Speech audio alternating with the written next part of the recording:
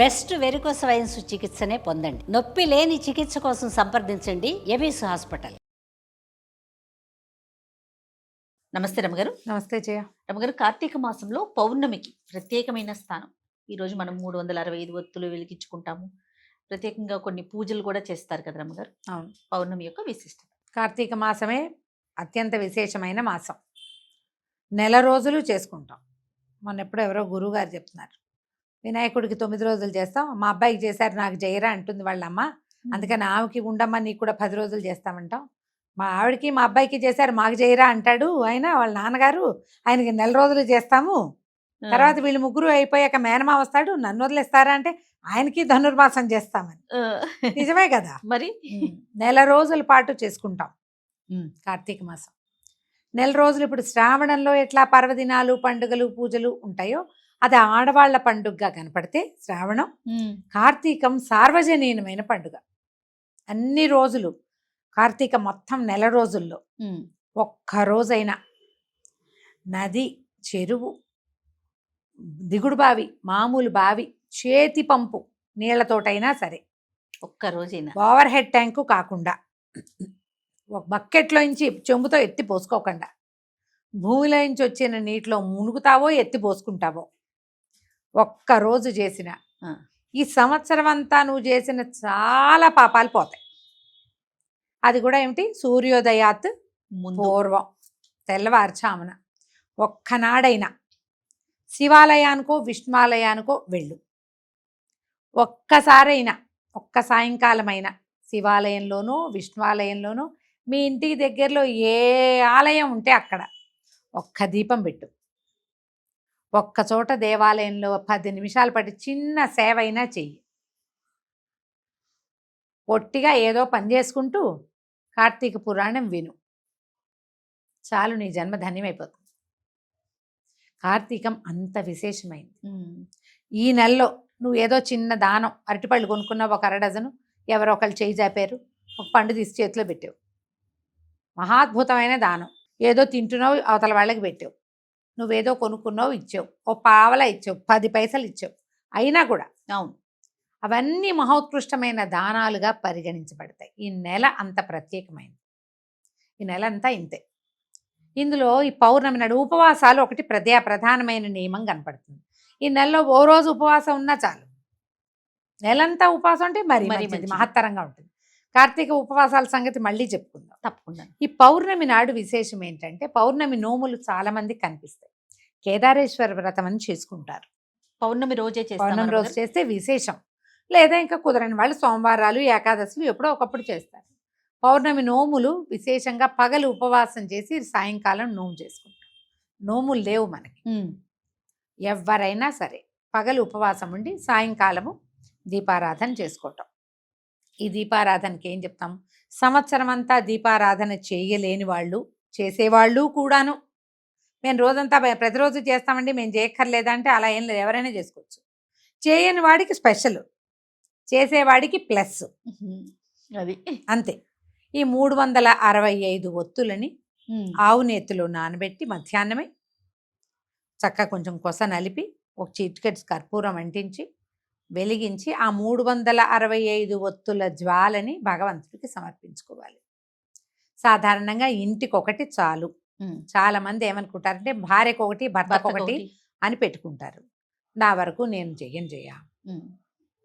మీకు అలాంటి ఆస్తి ఉంటే మీ ఇష్టం, కానీ అవసరం లేదు. ఇంటికి ఒక దీపారాధన సరిపోతుంది.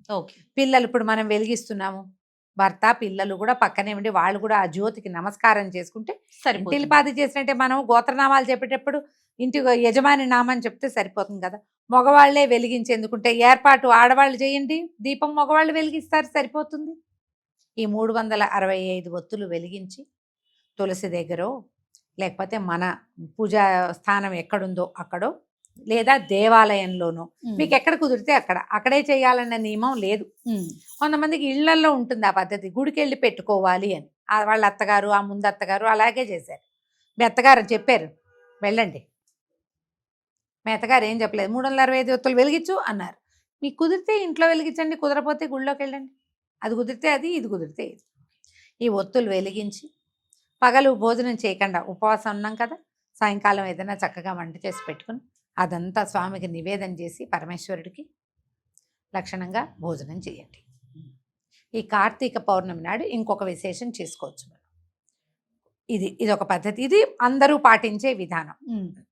లలితా సహస్రనామ పారాయణ చేసుకోవచ్చు పౌర్ణమి రోజండి. పౌర్ణమి నాడు చాలా విశేషం.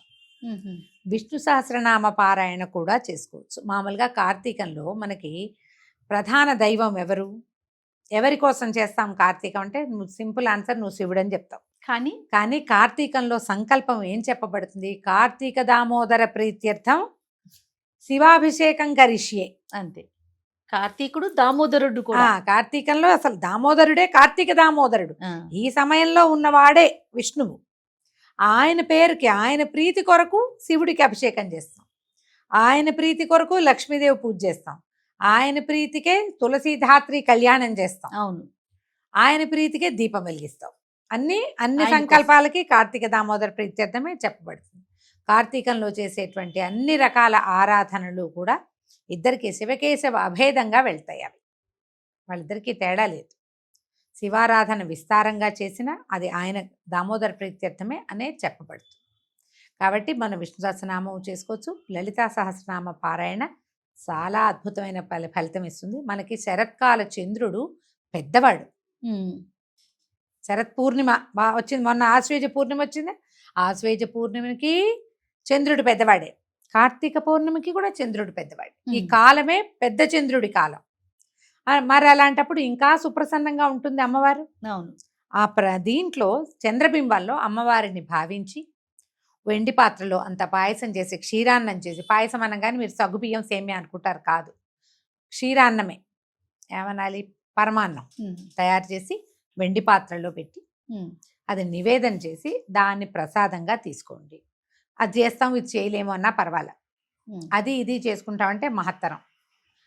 అది మా ఇళ్లలో లేదండి, మేము 365 ఒత్తులు వెలిగించామండి అంటే లక్షణంగా ఇలా చేసుకోండి. చక్కగా పగలేలాగా ఉపవాసం ఉంటాం, సాయంకాలం అయ్యేసరికి చంద్రుడు వచ్చేస్తాడు, కనపడతాడు. అవును, చక్కగా పెందరాళే ఏ మేడ మీదో, ఏ బాల్కనీలోనో, పెరట్లోనో మనకు అవకాశం ఉంటే చక్కగా ఇల్లు అకిలి పెరడు ఉన్నాయి, మనకి ఇబ్బంది లేదు. బయట తులసికోట దగ్గర కూర్చుని లలితా సహస్రనామం పారాయణ చేసేసుకోండి, ఒక మాట చదువుకుంటే చాలు. ఓకే, ఈ పాయసం నివేదన చేసి పాయసాన్ని స్వీకరించండి, రాత్రికి భోజనం చేసేసేయచ్చు. ఇది విశేషమైన ఫలితాన్ని ఇస్తుంది. ఏ దానమైనా పనిచేస్తుంది. ఎవరికైనా దీపదానం చేయదలుచుకుంటే ఇప్పుడు చేసుకోవచ్చు. కార్తీక పౌర్ణమి నాడు దేవాలయానికి వెళ్తాం, దీపదానానికి ముహూర్తం మంత్రం చెప్పమంటే గుళ్ళో ఉన్న అయ్యగారు చెప్తారు. వెలిగించిన దీపాన్ని ఆయనకి 365 ఒత్తులు అనుకోకండి, సాధారణంగా చిన్న దీపాన్ని ఇవ్వచ్చు. ఓ వెండి కుంది, బంగారపు ఒత్తి వేసి ఇస్తారు, సన్న తీగ లాంటిది వేస్తారు. బుజ్జి ఇంత కుందైనా పెట్టుకోవచ్చు, మనం ఇవ్వడానికే కదా దానం ఇచ్చింది. పెద్దది మన శక్తి ఉంటే, లేదా మట్టి ప్రమిదనైనా, లేదా పిండితో చేసిన దీపారాధనైనా దీపదానం అత్యద్భుతమైన ఫలితాన్ని ఇస్తుంది. పౌర్ణమి నాడు చేస్తే మరి ఫలితాన్ని ఇస్తుంది. మేము ఈ అవకాశాన్ని బట్టి ఏది కుదిరితే అది మానకుండా మాత్రం చేసుకోండి. మీకు నోములు ఉన్నాయి ఇంకో కార్తీక తప్పకుండా నోములు ఎలాగూ పాటించుకుంటాం కదా, నోముల ప్రకారం నోములు ముందుకు తీసుకెళ్ళిపోతాం, సరిపోతుంది. మామూలుగా ప్రతి నెల వచ్చే పౌర్ణమి చాలా విశేషమైంది కదా రమ్మగారు. మరి కార్తీక మాసంలో వచ్చే పౌర్ణమికి ఉన్న విశిష్టత ఏంటండి? ఎందుకంటే కార్తీకమే పూర్తిగా మనకి ప్రత్యేకమైన మాసం కదా, శివకేశవులు ఇద్దరి ప్రీత్యర్థము చేయబడేది. ఓకే, అందుకని ఎక్కువ విశేషం. మామూలుగా ఉండే నెలల్లో ఈ మాట చెప్పం కదా, శివ పూజ చేస్తూ దామోదర ప్రీత్యర్థం అని చెప్పబడే మాసం ఇది ఒకటే. పైగా ఈ నెలంతా ఉపవాసాలు ఉంటాం, అవును, రకరకాల విధానాలు పాటిస్తాం కదా. ఇప్పుడు చేసే స్నానము, దానము, జపము, దీపము అన్ని విశేషమే. అందుకని ఈ విశేష మాసంలో ఈ ప్రత్యేక దీపారాధన చెప్పబడింది అన్నమాట. నమస్తే రమ్మగారు. నమస్తే.